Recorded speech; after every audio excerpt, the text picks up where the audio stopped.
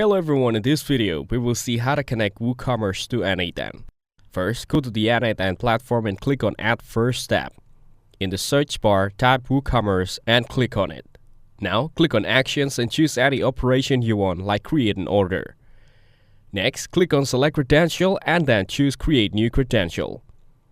In the Credential setup, enter your customer key and customer secret. Now, open a new tab and go to your Woocommerce website, then copy the website URL and paste it into the URL field in the credential settings on N8N. Once done, click on Save. Now, go back to the Woocommerce node. Select the resource you want to work with, then choose the operation like Create, Update, or Delete.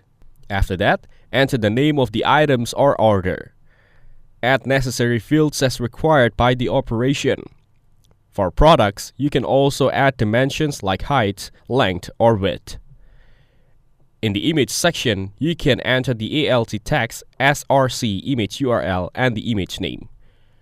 Once all details are entered, go back and run the workflow to check the connection and result. Thanks for watching. Make sure to like and subscribe for more content like this.